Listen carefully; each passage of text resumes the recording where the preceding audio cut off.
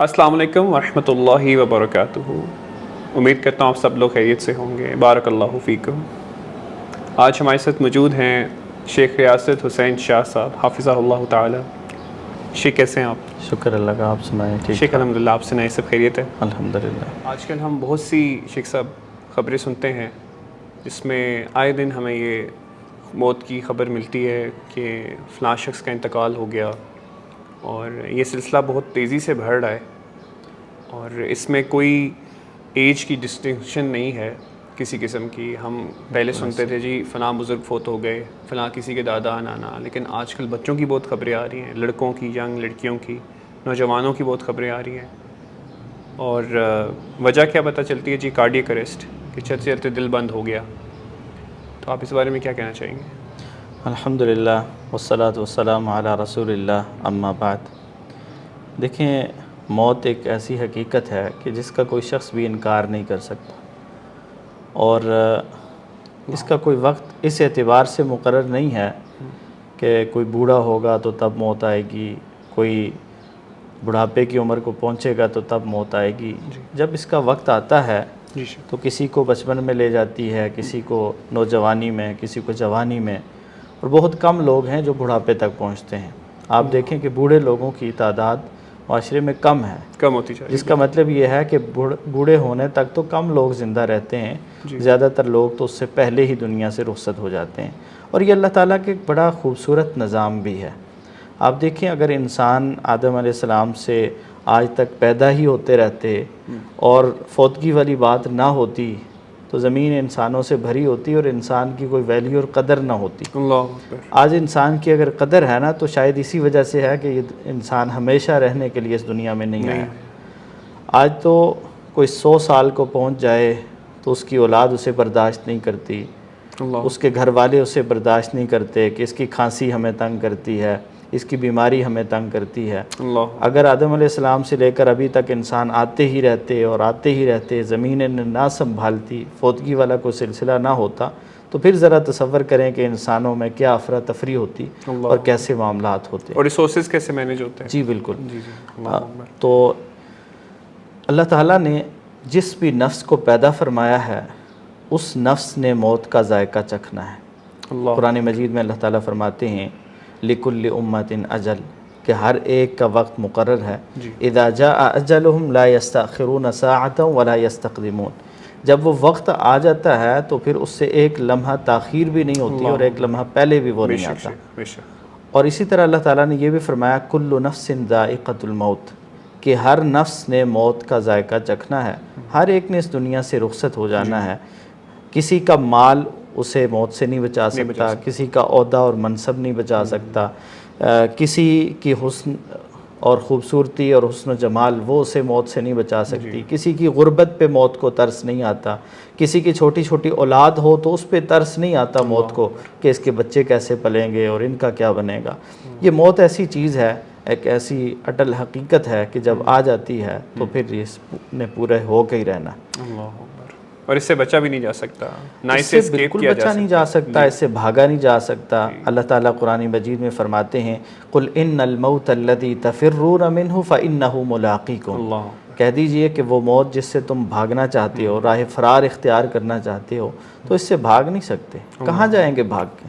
ساری زمین تو اللہ کی ہے، زمین کے جس حصے میں بھی چلے جائیں، موت کا جو وقت مقرر ہے وہ آ کر رہنی ہے۔ اور شیخ جو مقررہ جگہ ہے اسی جگہ آپ پہنچیں گے، جی جس ٹائم پہ جس جگہ پہ آپ کی ڈیتھ ہونی ہے آپ وہاں پہنچیں گے خود۔ جی، جو وقت اور جو جگہ اللہ تعالیٰ نے لکھ دی ہے نا انسان کے پیدا ہونے سے پہلے ہی، تو اسی جگہ پہ اور اسی وقت میں انسان کو موت آنی ہے۔ ساری دنیا چاہے کہ اس سے پہلے اس کو مار دیں تو نہیں مار سکتی، اور ساری دنیا اگر اسے بچانا چاہے تو بچا نہیں سکتی۔ اس سے شیخ یہ پوائنٹ بھی ذہن میں آتا ہے کہ یہ موت صرف ہمیں نہیں آنی، ہمارے اپنوں کو بھی آنی ہے، تو انسان اپنوں کی بھی قدر کرے، اپنے رشتوں کی قدر کرے، بالکل ان کا احساس کرے۔ بالکل ایسی ہے جی۔ تو شیخ جگہ سے میرے ذہن میں یہ بات آئی، جیسے ابھی ریسنٹلی یہ ہمارے KPK میں فلڈز وغیرہ آئے تھے، اور وہاں بہت سارے ٹورسٹ گئے ہوئے تھے، لوکل بھی اور جو دور دراز سے بھی آتے ہیں۔ اب آپ شیخ امیجن کریں کہ بندہ پکنک پہ جا رہا ہے، بندہ انجوائمنٹ کے لیے نارتھ کی سائڈ پہ جا رہا ہے کہ چلو یار گرمی سے جان چھٹے گی, تھوڑا ریلیکس کریں گے, چھٹیاں ہیں, کئی لوگ آفس سے بریکس لے کے جاتے ہیں. کوئی سوچ سکتا ہے کہ میں اپنی موت سے ملنے وہاں جا رہا ہوں اور میری موت ایک دریا کے عین بیچ جگہ پر ہونی ہے؟ It's not expected. بالکل امید نہیں ہوتی انسان اگر کسی کو یہ پتہ ہو پہلے سے تو ظاہر ہے پھر تو وہاں جائے نا. اللہ انسان تو خوشیاں مناتے ہوئے وہاں جا رہا ہوتا ہے جی, لیکن کیا پتہ اسے کہ میرے ساتھ کیا ہونے والا ہے. شیخ بہت سارے ہم دیکھتے ہیں حادثات, شادی پہ جاتے ہوئے ایک بارات جا رہی ہے, واپسی پہ بارات آ رہی ہے. ابھی تو بلکہ ریسنٹلی ایک چیز کافی وائرل ہوئی تھی کہ ایک گروم تھا, دولہا تھا, تو اس کو شادی کے دن جو ہے کارڈیک اریسٹ ہو گیا اور وہ اسی لباس میں تھا اپنے جو گروم کا ڈریس ہوتا ہے. لیکن وہی بات ہے نا جو پہلے میں نے کہی کہ موت کا جب وقت پورا ہو جاتا ہے تو پھر یہ نہیں دیکھتی کہ انسان کس حال میں ہے, اللہ خوشی میں ہے, غم میں ہے, اور سفر میں ہے, حضر میں ہے, گھر میں بیٹھا ہوا ہے, بچوں کے ساتھ انجوائے کر رہا ہے یا کہیں باہر نکلا ہوا ہے. تو وقت پورا ہو گیا تو پھر انسان ایک لمحہ بھی مہلت مانگنا چاہے, مہلت لینا چاہے تو نہیں لے سکتا. ہم جس دنیا کے پیچھے دیکھیں ساری یہ زندگی بھاگتے رہتے ہیں, اس دنیا کی یہ حیثیت ہے کہ ساری دنیا دیکھے ایک لمحے کی مہلت کوئی لینا چاہے تو مہلت نہیں ملتی. اور جو مہلت ابھی ہمارے پاس ہے شیخ, اس کی ہم کتنی قدر کرتے ہیں؟ ہم قدر نہیں کرتے. اللہ اکبر. اللہ کے رسول صلی اللہ علیہ وسلم نے فرمایا نعمتان مبغون فیہما کثیر من الناس, کہ دو نعمتیں ایسی ہیں کہ بہت سارے لوگ ان کو ضائع کرتے ہیں, قدر نہیں کرتے ان کی, دھوکے میں پڑے ہوئے ہیں. الصحت والفراغ, ایک اللہ کی دی ہوئی صحت اور عافیت, اور دوسری فراغت کے لمحات جن کو ہم موبائل کی نظر کر دیتے ہیں, فالتو اور فضول چیزوں کی نظر کر دیتے ہیں. اور صحت کو ہم لوگ جنک فوڈ اور نیگیٹو تھاٹس اور نیگیٹیوٹی میں ضائع کرتے ہیں, لیک آف ایکٹیویٹی اور بہت ساری اور چیزیں, ڈرگز اور بہت سارے معاملات میں ہم اپنی صحت کو ضائع کرتے ہیں. اس کا سوال بھی ہوگا, جو فراغت ہے اس کے بارے میں بھی سوال ہونا ہے کہ کہاں خرچ کی, اور صحت کے بارے میں بھی سوال ہونا ہے کہ آیا جسم کے حقوق پورے کیے, یا صحت تھی تو اسے کہاں صرف کیا. ظاہر ہے قیامت والے دن جو سوال ہونے ہیں ان میں سے ایک سوال یہ بھی ہوگا کہ زندگی دی تھی کہاں بسر کر کے آئے, جوانی دی تھی کہاں گزار کے آئے, مال دیا تھا کیسے کمایا تھا اور کہاں لگا کے آئے تھے. تو یہ سارے سوال ہونے ہیں. اور پھر تو اللہ تعالیٰ نے قرآن مجید میں یہاں تک فرما دیا ثم لتسألن یومئذ عن النعیم, کہ ایک ایک نعمت کے بارے میں سوال ہوگا, ایک ایک چیز کے بارے میں پوچھا جائے گا کہ یہ حاصل کیسے کی تھی اور پھر اس کو خرچ کیسے کیا. یہاں تک کہ شیخ اس حدیث کے اس آیت کے کانٹیکسٹ میں ایک جو حدیث آتی ہے کہ جب اماں عائشہ رضی اللہ تعالیٰ عنہ نے سوال کیا تھا اس آیت کے اس آیت سے ریگارڈنگ, تو پھر انہوں نے سوال یہ کیا تھا کہ جو ہم کالا پانی پیتے ہیں کیا یہ اس کا بھی ہم سے سوال ہوگا, اس نعمت کا بھی ہم سے سوال ہوگا؟ تو اللہ کے رسول صلی اللہ علیہ وسلم نے فرمایا ہاں اس کا بھی سوال ہوگا. جی بالکل, پانی انسان کی بنیادی ضرورت ہے, اور پانی تو بہت بڑی چیز ہے. اس سے چھوٹی چھوٹی نعمتیں جو ہیں ان کے بارے میں بھی, ہر نعمت کے بارے میں. عن النعیم کا لفظ یہ بتاتا ہے کہ تمام کی تمام نعمتوں کے بارے میں سوال ہوگا, پوچھا جائے گا. اللہ اکبر. شیخ ہم نے جیسے یہ بات کی کہ موت جو ہے وہ اچانک آتی ہے اور اسی میں ہمارا ٹیسٹ ہے, اسی میں امتحان ہے. اگر ہمیں پتہ ہو کہ ہمیں فلاں ڈیٹ کو موت آنی ہے تو مجھ سے پہلے توبہ کر لیں. اسی میں ہماری آزمائش رکھی گئی ہے, بالکل ایسے ہمارا ٹیسٹ رکھا گیا. تو تھوڑا سا ہم اختتام کے بارے میں بات کرتے ہیں. شیخ جیسے کہ ہمیں یہ حدیث پتہ ہے کہ انما الاعمال بالخواتیم, کہ جو اعمال ہیں ان کا دار و مدار ان کے خاتمے پہ ہوگا. تو یعنی کہ جس وقت ہمارا خاتمہ ہوگا ہمارے اعمال کا بھی خاتمہ ہو جائے گا. تو اس کے اوپر بھی شیخ روشنی ڈالیے گا. اکثر لوگ یہ سوال کرتے ہیں کہ اگر جیسے بہت سارے لو ونز ہوتے ہیں لوگوں کے, وہ کہتے ہیں جی فلاں شخص جو تھا وہ ڈرائیو کر رہے تھے, گاڑی میں لاؤڈ میوزک تھا اور اس حالت میں موت ہو گئی. فلاں شخص تھا وہ ڈرنک تھا, اس نے ڈرنک کی ہوئی تھی, اس حالت میں موت ہو گئی. پھر ہم اس کے بارے میں بھی وہ سنتے ہیں جی فلاں شخص سجدے میں تھا یا درس دے رہا تھا. اس بارے میں تھوڑی روشنی ڈالیے گا کہ اس کا کیا امپیکٹ ہوگا ہماری ہیئر آفٹر پہ, ہماری آخرت پہ, کہ جو ہمارا اختتام اس دنیا میں ہونا ہے. اللہ اکبر. دیکھیں ہر انسان کو اللہ تعالیٰ سے حسن خاتمہ کی دعا کرتے رہنا چاہیے کہ اللہ تعالیٰ ہمارا خاتمہ خیر اور ایمان اور بھلائی کی حالت میں فرمائے. ورنہ بہت سارے لوگ پوری زندگی نیکیاں کرتے رہتے ہیں لیکن مرنے سے پہلے کوئی ایسا کام کر جاتے ہیں, ایسا گناہ کر جاتے ہیں کہ جس کی وجہ سے ان کا خاتمہ جو ہے وہ خیر اور بھلائی والا نہیں ہوتا. تو اعمال کا دار و مدار خاتمے پر ہے, اور اللہ تعالیٰ نے قرآن مجید میں یہی فرمایا ہے وَعْبُدْ رَبَّكَ حَتَّى يَأْتِيَكَ الْيَقِينُ، کہ اپنے رب کی بندگی کیجئے، اپنے رب کی عبادت کیجئے یہاں تک کہ آپ کو موت آ جائے، یعنی موت تک ہم نے اللہ کی بندگی کرنی ہے۔ اور دوسری جگہ اللہ تعالیٰ فرماتے ہیں وَلَا تَمُوتُنَّ إِلَّا وَأَنْتُمْ مُسْلِمُونَ، کہ تمہاری موت اس حال میں آئے کہ تم فرما بردار ہو، تم اللہ کی اطاعت کرنے والے ہو اور اللہ رب العالمین کے احکامات کو پورا کرنے والے ہو۔ اب کسی انسان کو پتہ نہیں ہے کہ اس کی موت کا وقت کون سا ہے۔ جب وہ موت کے وقت کا پتہ نہیں ہے تو پھر انسان کی ذمہ داری یہ ہے کہ وہ ہر وقت اس کی تیاری میں رہے، ہر وقت اس تیاری میں رہے اور اپنے آپ کو گناہوں سے بچاتا رہے اور نیکیوں میں آگے بڑھتا رہے، کیونکہ اسے نہیں پتہ کہ اس کی موت کب آنے والی ہے۔ تو یہ ایسی چیز ہے کہ جس کی تیاری، اور یہ ہے بھی بہت یقینی چیز۔ دیکھیں ہمیں یہ یقین نہیں ہے کہ ہم یہاں سے باہر نکلیں گے اس کمرے سے یا نہیں نکل پائیں گے، بے شک، لیکن موت کا آنا تو یقینی ہے۔ ہمارا باہر نکلنا یقینی نہیں ہے لیکن موت کا آنا یقینی ہے۔ تو جب اتنی یقینی چیز ہے لیکن اس کے وقت کا پتہ نہیں ہے تو پھر ہر وقت اس کے لیے تیاری کرنی پڑے گی۔ شیخ آپ نے جیسے دعا کا ذکر کیا تو حضرت یوسف علیہ السلام کی وہ خوبصورت دعا توفنی مسلما والحقنی بالصالحین، اب جب اللہ سبحانہ و تعالیٰ نے انہیں تاج و تخت دے دیا اور ان کو ری یونائٹ کیا اپنے والد محترم کے ساتھ، بادشاہت بھی دے دی، اب اس موقع پہ بھی وہ اپنی موت کو نہیں بھول رہے۔ ایسے ہی جو اللہ کے نیک بندے ہوتے ہیں نا وہ ہر حال میں اپنے رب کو یاد رکھتے ہیں، اور اللہ تعالیٰ چاہتے ہیں کہ میرا بندہ موت کو یاد رکھے۔ اور رسول اللہ صلی اللہ علیہ وسلم نے فرمایا نا اکثروا ذکر حازم اللذات الموت، کہ لذتوں کو توڑنے والی موت کو کثرت سے یاد کیا کرو۔ انسان لذتیں اٹھا رہا ہوتا ہے، مزے کر رہا ہوتا ہے، انجوائے کر رہا ہوتا ہے، اور وہ سمجھتا ہے کہ میری زندگی شاید ساری زندگی ایسے گزرے گی اور میں ہمیشہ ایسے رہوں گا۔ ہمیشہ زندگی ایک جیسی نہیں رہتی۔ شیخ تبھی آپ دیکھیں نا، اگر ہم ان ورڈز پہ فوکس کریں، حازم اللذات کے جو الفاظ آئے ہیں کہ ایک جیسے مثال لی گئی ایک بلڈنگ کی جو دھڑم سے نیچے گر جاتی ہے، تو آپ اگر دیکھیں لوگا کے حساب سے بھی اگر ہم اس کو دیکھیں تو انسان کی بہت ساری خواہشات ہوتی ہیں، بہت سارے انسان کے ڈریمز ہوتے ہیں۔ ابھی انسان کہتا ہے ابھی تو مجھے زندگی ملی ہے، کہتے ہیں نا جیسے ابھی تو میں نے بہت کچھ دیکھنا ہے، اللہ اکبر، اچانک سے وہ سارے ڈریمز، وہ ایمبیشنز، وہ آپ کی جتنی بھی آپ کے اندر گریڈ ہوتی ہے، یہ جو سپنے آپ نے دیکھے ہوتے ہیں، وہ ایک دھڑم سے جو ہے وہ جیسے عمارت گرتی ہے، حازم اللذات، اس طرح سے ہی موت آتی ہے اچانک سے، بالکل کلیپس کرتا ہے انسان۔ کسی کی موت بھی آنے سے پہلے اسے نہیں بتاتی کہ میں آنے والی ہوں، بس آپ تیاری پکڑ لیں۔ اور خاص طور پہ آج کل جو اچانک کی اموات ہو رہی ہیں، بالکل ہی یعنی کچھ تو ہے نا کہ بیمار ہوئے اور اس کے بعد اسباب ایسے پیدا ہوئے۔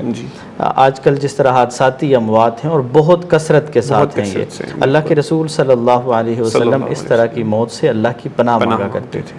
تو اللہ تعالیٰ ہم سب کو اس طرح کی اچانک موت سے محفوظ رکھے، کیونکہ اچانک موت ایسی چیز ہے کہ جس میں انسان بالکل بھی بے اختیار ہے، اسے پتہ ہی نہیں، وہ خوشیوں میں ہے اور اچانک موت آ گئی، اور خوشیوں میں وہ خوشیاں اپنی مرضی کی گزار رہا ہے، یا وہ کسی گناہ کے کام کا مرتکب ہو رہا ہے اور اسی گناہ کی حالت میں، اور قیامت والے دن انسان کو اسی حالت میں اٹھایا جائے گا جس حالت میں وہ فوت ہوگا۔ تو اگر کوئی نیکی کرتا ہوا فوت ہوگا تو پھر اللہ تعالیٰ اس کو اس حالت میں اٹھائیں گے، اور اگر گناہ کرتا ہوا فوت ہوا تو قیامت والے دن اس رسوائی کی حالت میں اٹھے گا کہ وہی کام کر رہا ہوگا۔ شیخ جیسے وہ حدیث ہے کتاب الحج میں ہم پڑھتے ہیں کہ ایک شخص، ایک صحابی تھے رضی اللہ تعالیٰ عنہ، تو وہ تلبیہ پڑھ رہے تھے اور اپنی سواری پہ سوار تھے اور اس سے گرے اور ان کی گردن کی شاید ہڈی غالباً ٹوٹ گئی اور ان کی موت واقعہ ہو گئی۔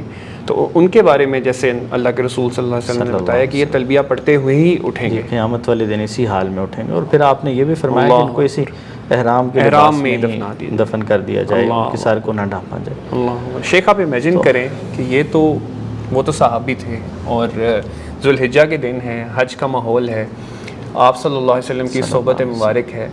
اب آپ یہ امیجن کریں جس دور میں ہم لوگ گزر رہے ہیں، ایک نوجوان ہے، اور اگر ہم خوشی کی بات کریں تو انفارچونیٹلی ہم لوگ اپنی خوشیاں جب سیلیبریٹ کرتے ہیں وہ گناہوں کے ساتھ ہی کرتے ہیں۔ بالکل اگر آپ نوٹس کریں تو ہماری سیلیبریشن کیا ہوتی ہے، ہم لوگ اس میں پارٹیز کرتے ہیں، اس کے اندر پارٹیز میں آپ کو پتہ ہے اسموکنگ اور ڈرگز اور یہ چیزیں ہوتی ہیں، یا ڈانس پارٹیز ہوتی ہیں۔ شادی کی اگر خوشی کی بات کریں تو ڈھولکیز کے نام پر ڈانس پارٹیز ہو رہی ہیں، منگلنگ ہو رہی ہے، میوزک ہے، بے حیائی ہے، فحاشی ہے، اختلاط ہے، پھر جی۔ تو اسی طرح اگر ہم غم کی بھی بات کریں تو غم کی حالت میں بھی ہم نے بہت ساری بدعات اور رسومات ایسی نکالنی ہیں، اور کئی لوگ جو ہے وہ نا امیدی میں چلے جاتے ہیں اپنوں کے لاس کی وجہ سے. نیچرل ہے، دکھ بہت بڑا ہوتا ہے، لیکن کئی لوگ نا امیدی کی حالت میں چلے جاتے ہیں اور اللہ سے مایوس ہو جاتے ہیں. تو اب ہم نے اپنی خوشی اور غم دونوں کو اتنا خطرناک بنا لیا اپنے لیے کہ اگر ہمیں خوشی کے وقت بھی موت آئے تو بھی ہم خطرے میں، اور غم کی حالت میں بھی موت آئے تو بھی ہم خطرے میں. تو شیخ ہمیں اپنی خوشیوں کو اور اپنے جو ہمارے غم کے دن آتے ہیں ان کو شریعت کے عین مطابق ڈھالنا ہوگا. جی، اللہ کے رسول صلی اللہ علیہ وسلم نے ایک مومن کے بارے میں فرمایا عجبا لامر المؤمن امرہ کلہ خیر، کہ مومن کا معاملہ بڑا قابل تعجب ہے کہ اس کے ہر معاملے میں خیر ہے. اگر وہ خوشی میں ہوتا ہے تو اللہ کا شکر ادا کر کے اللہ سے اجر و ثواب حاصل کرتا ہے، اور اگر غم اور تکلیف میں ہوتا ہے تو پھر وہ صبر کر کے اللہ رب العالمین سے اجر حاصل کرتا ہے. اور فرمایا کہ یہ معاملہ صرف مومن کا ہے، مومن کے علاوہ کوئی اس سعادت کو حاصل نہیں کر سکتا.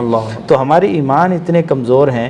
یہ دو مواقع ایسے ہوتے ہیں نا، خوشی اور غم، کہ جس میں بندے کو اور زیادہ اپنے رب کے قریب ہونا چاہیے، لیکن ہم ان دونوں مواقع میں عام حالات سے بھی زیادہ اپنے رب سے دور ہو جاتے ہیں. خوشی ہوتی ہے تو ہم یہ کہتے ہیں کہ خوشیاں کون کون سی روز آنی ہیں، اپنی مرضی سے گزار لو.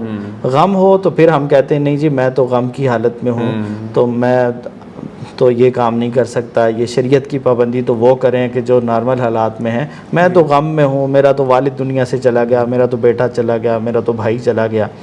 تو یہ اللہ تعالیٰ کا اصول ہے. اللہ تعالیٰ نے دنیا میں جس کو بھی بھیجا ہے اسے واپس بلانا ہے. اگر دنیا میں کسی نے ہمیشہ رہنا ہوتا تو میرے اور آپ کے پیغمبر اس بات کے حقدار تھے کہ وہ ہمیشہ رہتے. صلی اللہ علیہ وسلم. اگر وہ نہیں رہے تو کوئی اور اس قابل ہی نہیں ہے کہ وہ ہمیشہ رہے.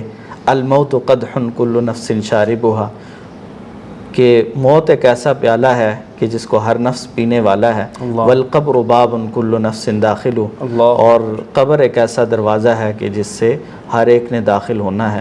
تو اللہ تعالی ہمیں اس پیالے کو بھی ایمان کی حالت میں نصیب فرمائے اور اس دروازے کو بھی ہمارے لیے باعث خیر بنائے.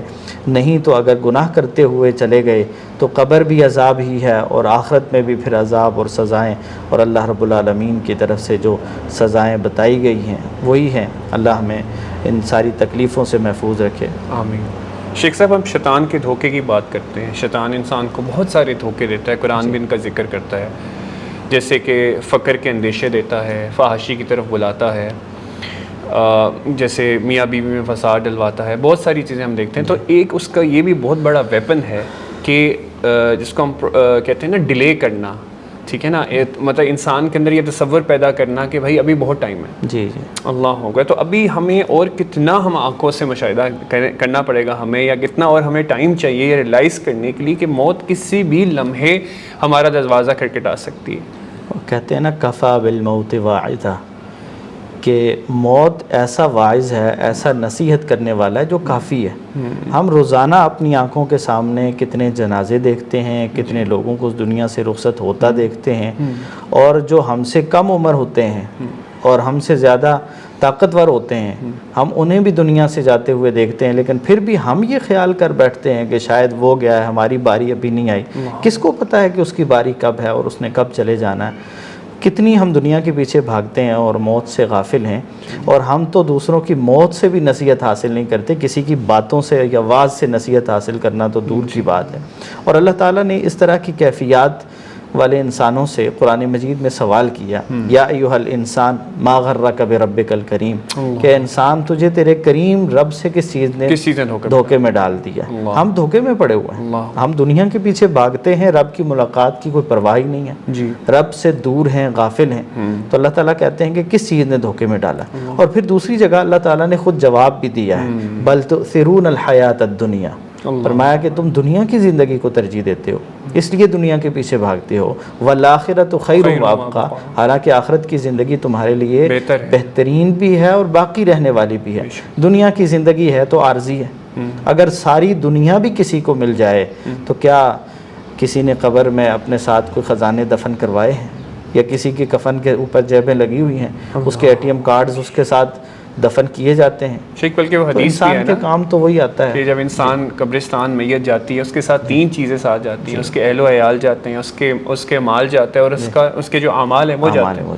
تو ایک چیز اس کے ساتھ آگے جاتی ہے اور 2 چیزیں جو ہیں وہ لوٹ آتی ہیں.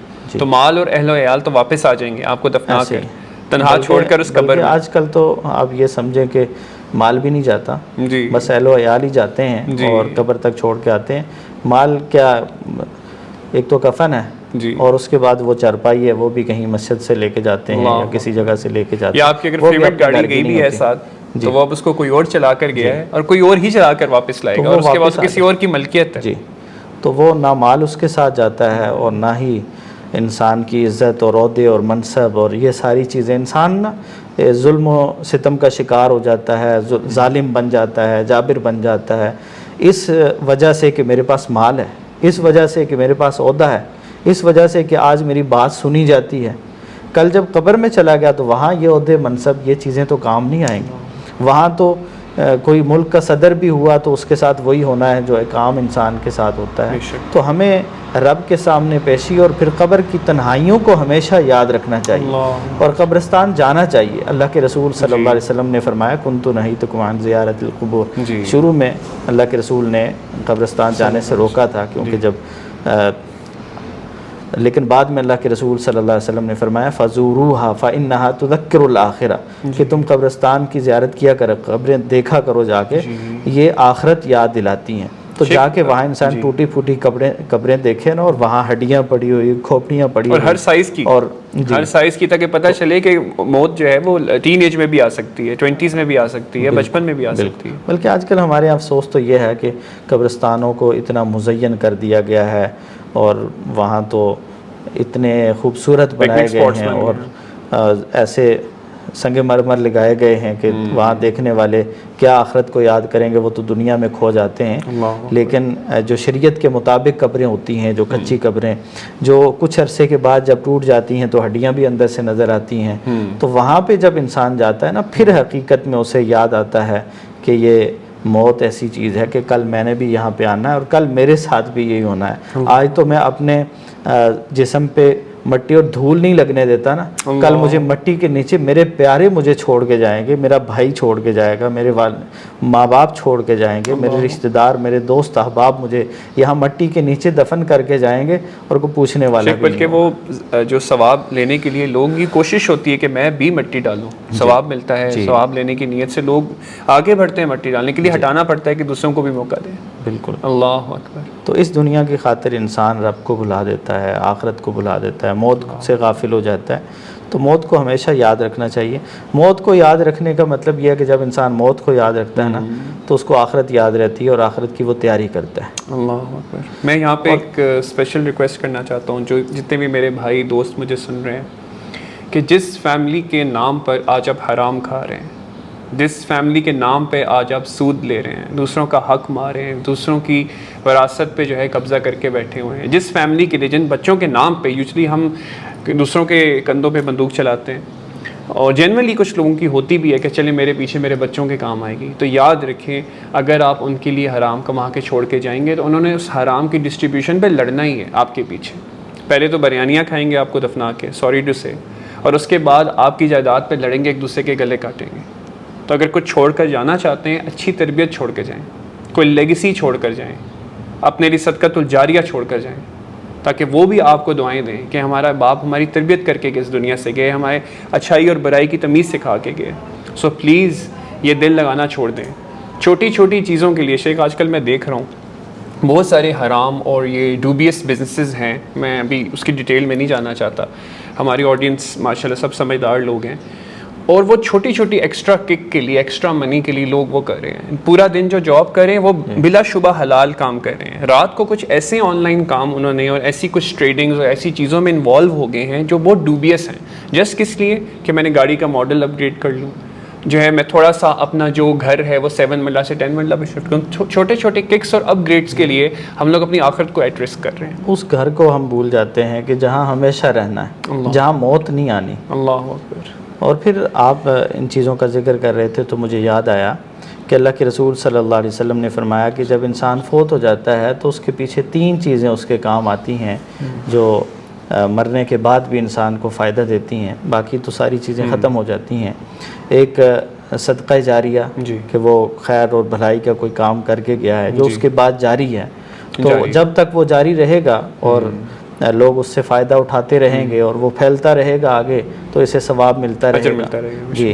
اور اسی طرح دوسری چیز ایسا علم جو اپنے بعد وہ سکھا کے گیا ہے، چھوڑ کے گیا ہے، کسی کو اس نے قرآن پاک یا دینی کتابیں لے کے دی ہیں، یا اس نے خود پڑھایا ہے، یا اس نے کسی پڑھنے والے پہ خرچ کیا ہے، یعنی وہ سبب بنا ہے کسی کی دینی تعلیم کا. اور تیسری چیز آپ صلی اللہ علیہ وسلم نے فرمایا اولد صالح یدعو لہ، کہ اپنے بعد ایسی نیک اولاد چھوڑ کے گیا ہے جو اس کے لیے دعائیں کرتی ہے، اللہ سے استغفار کرتی ہے.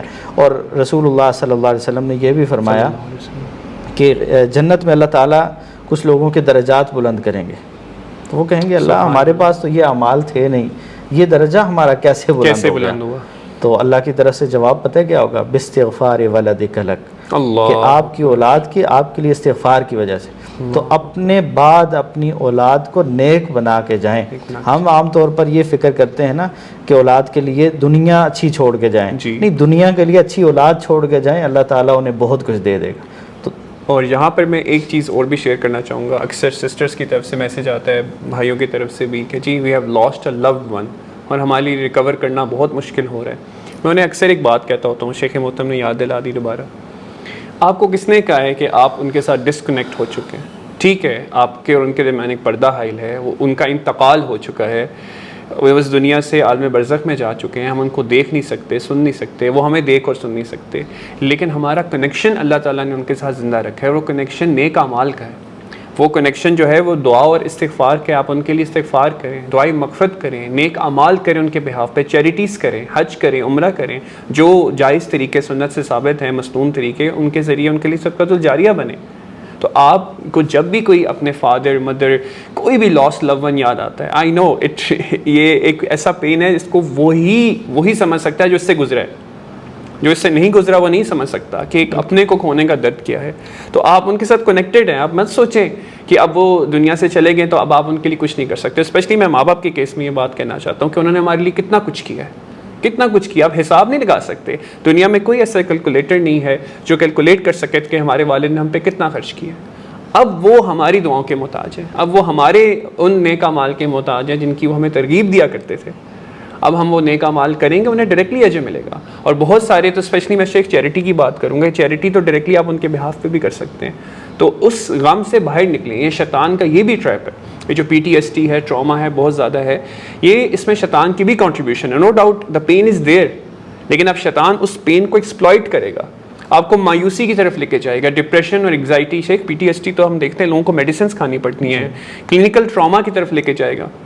لیکن اللہ تعالیٰ نے آپ کے لیے ایک اپرچونٹی چھوڑی ہے کہ ٹھیک ہے، you have lost a loved one but you still have a chance. آپ ان کے بہاف پہ وہ اعمال کریں، اللہ تعالیٰ انہیں اجر دے گا. اور جیسے شیخ محترم نے حدیث بیان کی کہ آپ جب نیک اولاد اپنے والدین کے لیے استغفار کرے گی، اللہ تعالیٰ ان کے درجات بلند کرے.